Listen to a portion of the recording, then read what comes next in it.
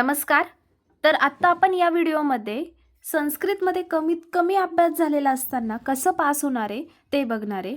आता मी तुम्हाला काही मोटिवेशन देणार नाही आहे किंवा काहीच देणार नाही आहे. फक्त सांगणार आहे की पासिंग कशी निघू शकते. आता तुम्हीही स्वतः कॅल्क्युलेट केलेली असेल तर ठीक आहे. जर तुम्ही स्वतःहूनही कॅल्क्युलेट केलेली नसेल तर आपण सोबत कॅल्क्युलेट करूयात. चला मग आता बघा, पहिल्यांदी तर MCQ. आता MCQ किती मार्क्सला आहेत? तर आपल्याला सगळ्यांना आत्तापर्यंत समजलेलं आहे MCQ 20 मार्क्सला येतात. मग त्यामधले पहिला टॉपिक काय येतो MCQ साठी? तर संस्कृत वर्णनाम परिचय. या टॉपिकला किती वेट आहे? तर 5 मार्काचं वेटेज आहे. मग आता या 5 मार्क्समध्ये आपले कुठेही हे मार्क्स कटले नाही पाहिजे. का? तर सगळ्यात सोपा टॉपिक आहे ना. MCQ कुठून येणार आहे? एकतर प्रयत्नांवरून येणार आहे, अभ्यंतर प्रयत्न किंवा बाह्य प्रयत्नामधनं क्वेश्चन येणार आहे. त्यानंतर 2 ते 3 MCQ यातले येणारे उच्चार स्थानानीवर. मग उच्चार स्थानानीमध्ये काय येतं? तर अकुह विसर्जनम कंठ. आपण हे छोटे छोटे पाठ करून ठेवले ना. ऋतू रशानाम मुर्दा, इचू यशानाम तालू. म्हणजे हे मार्क्स आपले हातचे मार्क्स झालेले. त्यामुळे आपण इथे ह्या टॉपिकमध्ये MCQमध्ये मिळवणारे टोटल 5 मार्क्स. म्हणजे कुठेच कटले नाही जाणार आपले मार्क्स. त्यानंतर संज्ञा प्रकरण. आता संज्ञा प्रकरण व्यवस्थित केलेलं आहे पण नाही आठवलं तर आपण इथे पकडूया त्याचे 4 मार्क्स. म्हणजे हे झाले 5 आणि 4 9. आत्तापर्यंत आपण MCQमध्ये बघितले 9 मार्क्स. त्यानंतर कारक. आता कारक सॉल्विंग करताना खूप जणांना प्रॉब्लेम येत आहे, त्यामुळे आपण कारकला एकदम कमीत कमी मार्क्स पकडूयात 2, किंवा मला असं वाटतंय कारकला आपण पकडूयात 3, पण ठीक आहे 2 मार्क्स पकडले आपण. आता त्यानंतर हा जो टॉपिक आहे हा आहे आपला 5 मार्क्सचा टॉपिक. आता प्रत्यय आणि विशेषण विशेष्य याच्यावरनं जे MCQ येणार ते सोपेच असणार. मग तिथं आपण पकडले 4. मग आपले किती होत आहे तिथं? 5 आणि 4 9. त्यानंतर 10 11. 11 आणि 4 किती होतात? 15. MCQमध्ये आपण किती मिळवणार आहोत मग? 15 मार्क्स. हे आपण एकदम रफ काढतोय, एकदम रफ. म्हणजे कुठंच आपण काही न करता किंवा एकदम कमीत कमी मार्क्स कसे घेता येईल ते बघतोय आपण. आता हा जो पहिला टॉपिक आहे हा आपण BMS फर्स्ट इयरला आल्यापासूनच रीड करतोय किंवा लर्न करतोय. त्यामुळे या टॉपिकमध्ये आपले मार्क्स जाणार नाही असं मला वाटतंय. कारण की आपली सगळ्यांची सुरुवात या टॉपिकपासूनच होती, संस्कृत वर्णनम परिचय. त्यामुळे तिथे आपण आउट ऑफ घेतले. संज्ञा प्रकरणाला 4 मार्क्स घेतले. कारकमध्ये आपण 2 मार्क्स घेतले. त्यानंतर प्रत्यय आणि विशेषण विशेष्य मिळून 4 मार्क्स. असे आपले टोटल झाले 15 मार्क्स. त्यानंतर आता आपण बघूयात SAQ. आता SAQला किती मार्क्स असणार आहे? तर टोटल SAQला 40 मार्क्स असणार आहे. त्यापैकी आपल्याला आता 8 SAQ येणार आहे. मग 8 SAQमध्ये आपण बघूयात संधी आणि समास पहिल्यांदी. आता संधीमध्ये काय होणार आहे? संधीमध्ये हे संधीचे जे मार्क्स आहे ना तुमचे हातचे मार्क्स असणार आहे. तरी पण तुम्हाला नाही आलं, काहीतरी नाही आठवलं तर आपण इथे पकडूयात कमीत कमी 4 मार्क्स. त्यानंतर समासामध्ये आता 3 समास मी तुम्हाला सांगते. एक अव्ययीभाव समास, एक नाही तत्पुरुष समास आणि त्यानंतर एक तत्पुरुष समासाचा कोणता तरी प्रकार. हे 3 प्रकार जे आहेत ना ते तुम्हाला दिसतील म्हणजे दिसतीलच. त्यामुळे ह्या 3 समासाचे आपण 3 मार्क्स पकडले. बाकीचे 2 समास तुम्हाला आले किंवा नाही आले इकडे तिकडे मार्क्स होणार आहे. तर इथे 3 मार्क्स. संधीला आपण 4 मार्क्स पकडले, समासाला 3 पकडले. त्यानंतर उपसर्ग आणि अव्यय. उपसर्ग आणि अव्यय हे तुम्हाला रेडीमेड मिळालेले मार्क्स आहे. हे मार्क्स मिस करून चालणार नाहीये. त्यामुळे इथं मी तर आउट ऑफ मार्क्स पकडणार आहे. म्हणजे तुम्हाला पडू नाही पडू ही तुमची चुकी असणार आहे, पण मार्क्स इथे आउट ऑफ आले पाहिजे हे असं मला वाटतंय. कारण की उपसर्ग आपण 22 उपसर्ग दिलेले आहे. 22 उपसर्गांचे आपल्याला 22 सेंटेन्स लर्न करून ठेवायचे आणि जसेच्या तसे तिथे जाऊन जे उपसर्ग असतील त्याचे लिहायचे. या व्यतिरिक्त आपल्याला काही कष्टच घ्यायचे नाही ना.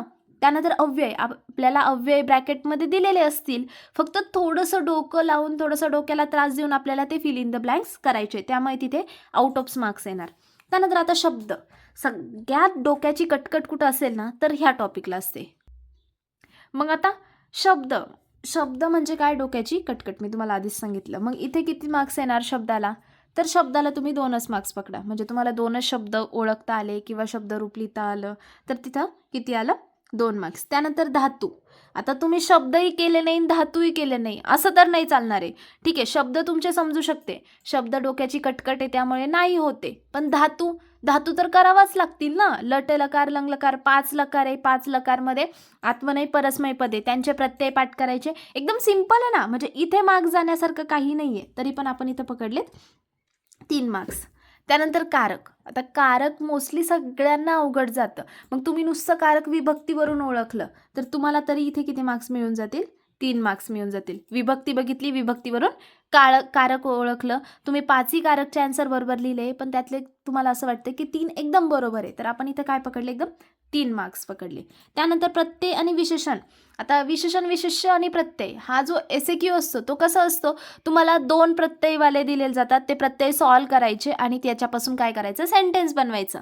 त्यानंतर विशेषण, विशेष्य पण दिलेले असतात आणि तिथे काय करायचं असतं? तिथे सॉल्व करायचं, सेंटेन्स बनवायचं असतं. फॉर एक्झाम्पल कृष्ण सर्प दिलेलं आहे, मग कृष्ण सर्पाचं काय करायचं? तुम्हाला सेंटेन्स बनवायचं आहे. सेंटेन्स बनवणं अवघड जातं, पण काहीतरी बनवावं लागणार आहे ना, पेपर ब्लँक सोडून चालणार नाही. त्यामुळे आपण ह्या 2 टॉपिकला मिळून पकडले 3 मार्क्स. म्हणजेच बघा आता काय होतं इथं, 4 आणि 3 7, त्यानंतर 8 9, 10 11 12, 13 14 15, 16 17 18 आणि 18 आणि 10 28.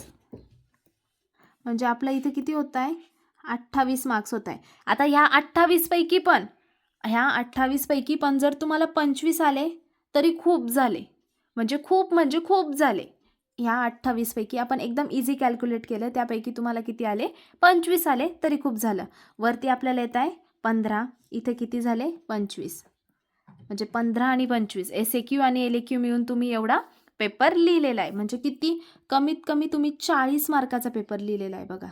15 आणि 25 मिळून किती झालेत? 40. तर हे 40 मार्क झाले. यापैकी आपण फक्त जरी 35 मार्क्स इथं पकडले, म्हणजे मी एकदम काटून छाटून फक्त पास कसं होणार आहे हे तुम्हाला मला दाखवायचं आहे. तर इथं काय पकडले आपण? फक्त 35 मार्क्स. आता आपल्याला किती मार्क्स पाडायचे?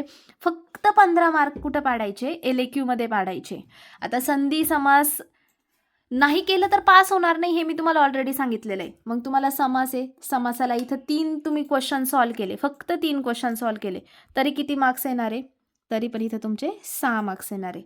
त्यानंतर संधी आहे, संधीला पण एकदम म्हणजे तुम्ही 3च क्वेश्चन सॉल्व केले, 2 क्वेश्चनच्या नुसार संधी ओळखल्या आणि 3 क्वेश्चन काय केले? व्यवस्थित सॉल्व केले, तरी किती झाले तुमचे? 6 मार्क्स झाले. म्हणजे इथंच किती होत आहे? दोघांचे मिळून 12 मार्क्स होत आहे. बघा बरं का, इथंच काय झाले? 12 मार्क्स. त्यानंतर शब्द. आता शब्द तुम्हाला खूप अवघड जात आहे, येतच नाही आहे, तर ठीक आहे, इथं फक्त आले 2 मार्क. शब्दाला किती आले? फक्त एकच क्वेश्चन तुमचा बरोबर आला, किंवा 2 क्वेश्चन सॉल्व केले, त्यापैकी अर्धा मार्क्स भेटला, किंवा एक मार्क भेटला, असं काहीतरी झालं. असं म्हणजे इथे मी तुम्हाला शब्दाला मार्क्स कमी सांगते. शब्दाला मार्क्स कमी घ्यायचे असतील तर तुम्हाला काय इम्पॉर्टंट आहे? संधी आणि समास या 2 टॉपिकवर ग्रीप असणं इम्पॉर्टंट आहे, कारण की निम्मा पेपर पासिंग इथं निघून जाते. त्यानंतर आता पुढचं आहे प्रयोग विपरीत.